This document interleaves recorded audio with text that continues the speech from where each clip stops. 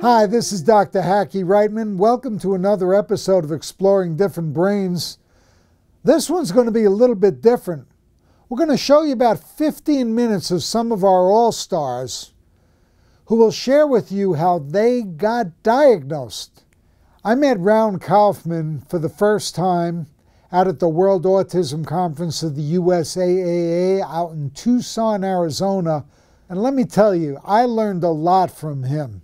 One of the main things I learned from Raun, who, by the way, was told he should be institutionalized at the age of 4, but his parents wouldn't do it.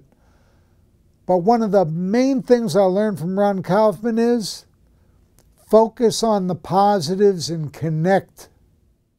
Well, okay, so when I was a little boy, I was diagnosed with severe autism. Now, when I say severe, just so we're clear, I'm talking about I had no language, no eye contact, a tested IQ of less than 30. I would spend hours and hours every day rocking back and forth and flapping hands in front of my face. One of the things I would also do for many hours a day is I would take kitchen plates and I would spin them on their edge on the floor over and over again and flap my hands over them. And for hours, and you couldn't distract me from this.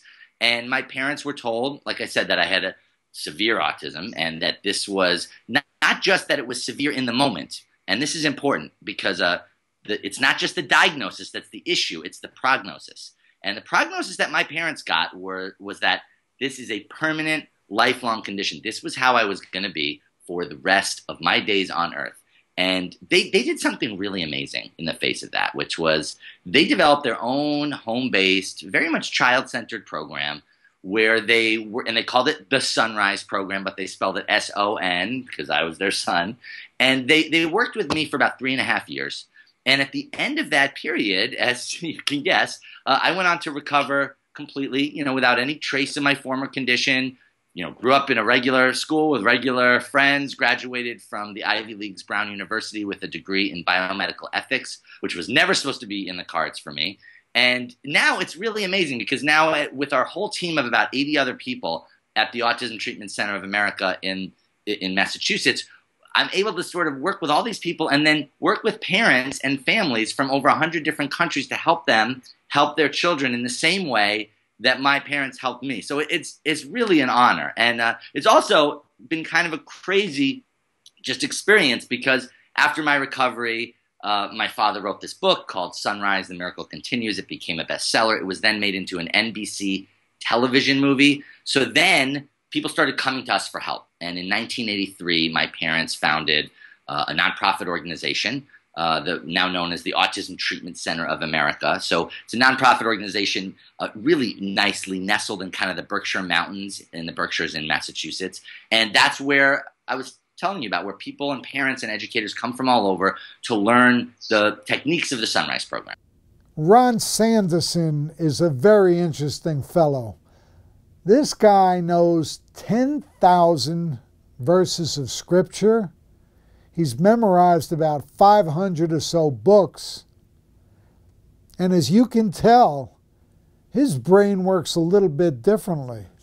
My name's Raun Sanderson, and I have autism. And my development began normal, and in 18 months I hit the autism time clock that goes tick, tick, and then I lost my ability to have eye contact. I also lost my ability to say words that I had previously learned. I said my first word in 9 months, which was mommy, and then at 18 months I lost the ability even to say mommy, and all I could say was mum, mum. And my mom knew that something was wrong at the 18-month mark and had testing done. And at age 7, I was diagnosed as having autism.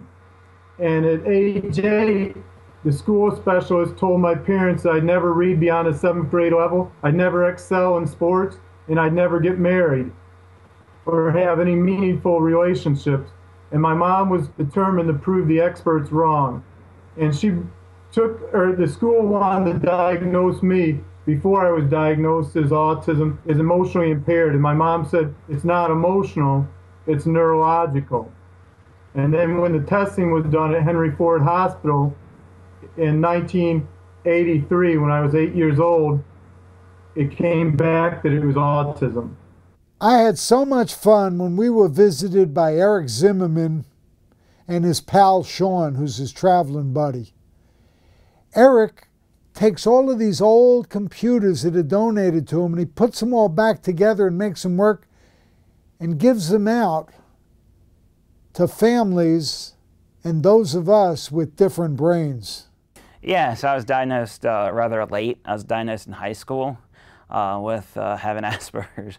I was diagnosed, I had a very turbulent childhood, and I'm actually on a speaking tour talking about my childhood and how, because autism wasn't really known as much so back when I was a child. I'm 28 years old. So when I was late, when I was a little child, it wasn't really known, and so they diagnosed me with having ADD and having all these other things, which, yeah, I may have, like obsessive compulsive disorder. I have a really bad anxiety disorder, but all the other things, it just kind of they didn't know I was on the spectrum. So it took actually until I seen a certain doctor, and his wife worked with a lot of kids on the spectrum, and he's like, I really want you to talk to my wife. He was the kind of the old-fashioned psychiatrist where he would also do therapy. And so him and I would just sit around, talk for an hour, and then he would give me my prescriptions. But he, after all the things I would tell him and all of my obsessive interest in the things and my knowledge in the things and the way, a lot of the social issues that I have, he was like, you really need to talk to my wife. So I left my therapist that I had for like 7 years at the time and went and spoke to his wife, and she was very helpful, and she was able to help me with a lot of things and said, yeah, you're definitely on the spectrum. And later on, I was also officially diagnosed by the state of Maryland as having that. I had to go through special testing, from a psychologist, and they charge an arm and a leg for it. But in order to get some of the services I did get, I had to go and do that. Ian Hale is an interesting guy. I don't know if, as I'm speaking right now, if he's living in Barcelona or Australia or England, but he is a poet, he is an activist, and he does his best for all of us whose brains might be a little bit different, as his definitely is. Somewhere along the line, you can tell us where, you figured out that you're autistic. Is that correct? Well, when I was a problem at primary school. I think you would call it elementary school. I wasn't really doing anything at school, and Britain didn't know anything about this in the 1960s, 1970s. I mean, the term Asperger's syndrome was first used in Britain only in 1996. It wasn't until I was working at university when one of my students came with a file from the student's home country saying that the particular student was Asperger's syndrome, that I started to research Asperger's and realized that, my goodness, I tick 52 out of every 50 of these boxes. And then I went to see a world-renowned specialist at Cardiff University called Professor William Fraser, and he diagnosed me fully, a diagnosis which had been confirmed by the University of Cambridge and also by analysing my genome, because all autism is inherited, normally through the father's line. At that stage, I researched my family history back about 250 years and realized that, ooh, some of these were pretty weird people as well, reading their letters and their correspondence and what people had said about them, look at their diaries. Michael Tolleson is an interesting guy. I had such a good time interviewing him. He's a savant artist, and if you Google him, you can see him painting these masterpieces in between 5 and 35 minutes. He tutors and teaches those on the autism spectrum who may even be nonverbal, but who want to learn about art and who have some gifts. So what we do is, I have a husband who's also autistic. We're both Asperger's. What we started to do very early is we started to work with the autistic community. This even before we knew we were autistic. So we did it as a give back. We were both creating art. We were both doing very well. We're getting in galleries. And what we decided is we were going to reach out to a community that needed us, and the autistic community needed us. So we started to work with the kids. What we found is we had a communication with them like none other.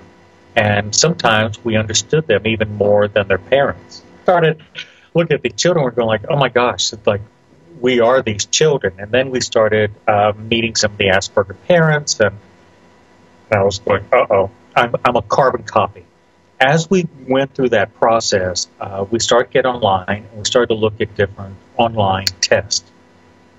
Through the test, one of them was pretty comprehensive. It had like 200 questions. It evaluated different aspects, and I scored very high. Jack scored very high. We both did.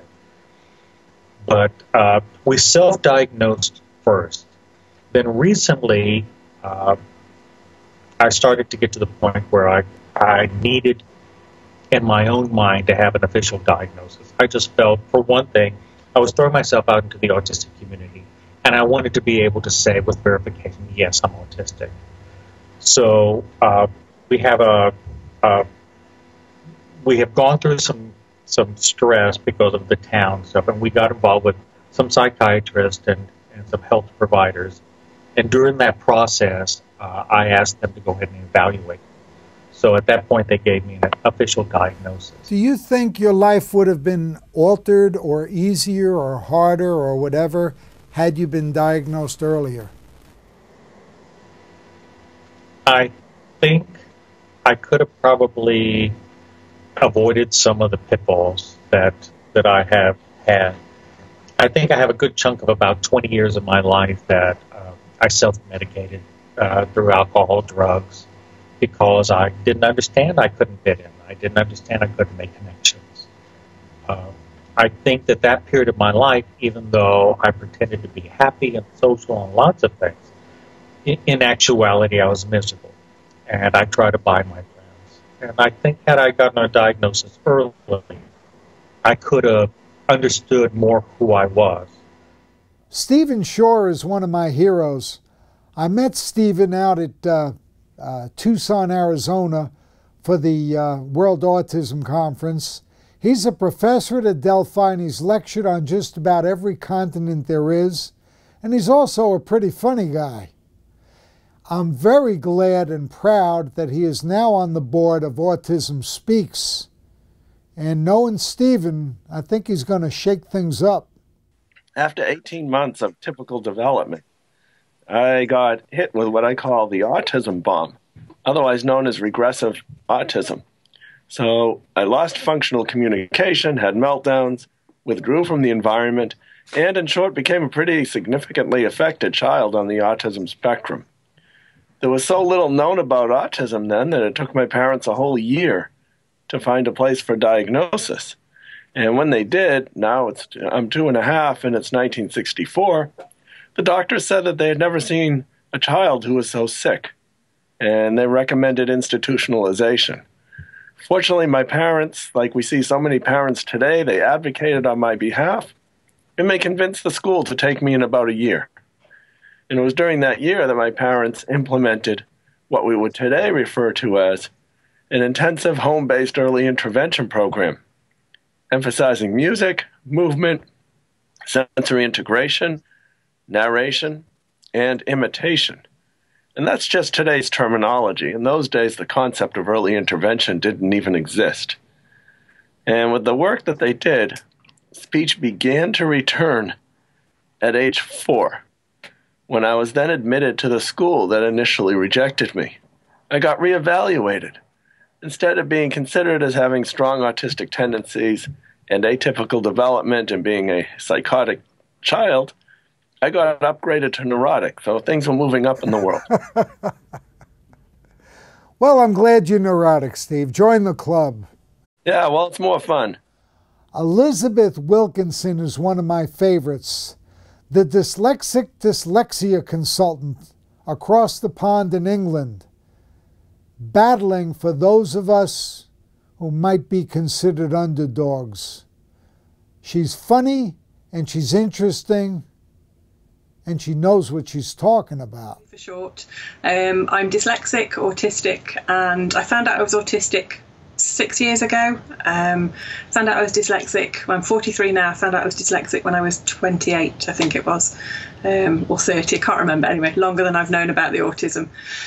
Both labels have meant quite a lot to me understanding myself and how I work, particularly the autism diagnosis. I've been a lot nicer to myself since finding out. However, the dyslexia consultant started in 2007, January, so we've just turned 9.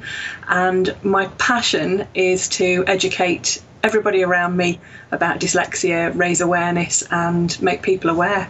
I did a course to find out about dyslexia because I thought my son was.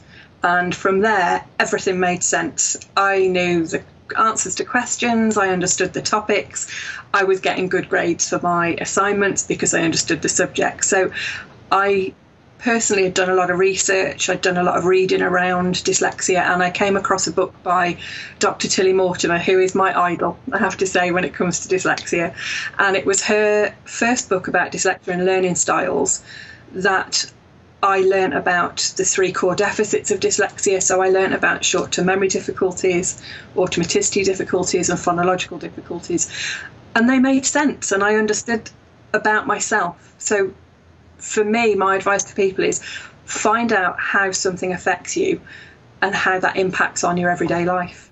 So that wraps it up for this episode of Exploring Different Brains. I'm Dr. Hackie Reitman, and I welcome you to check out our website, differentbrains.com, get in touch with us, and help us get the word out that society needs to understand, embrace neurodiversity for the benefit of all of us.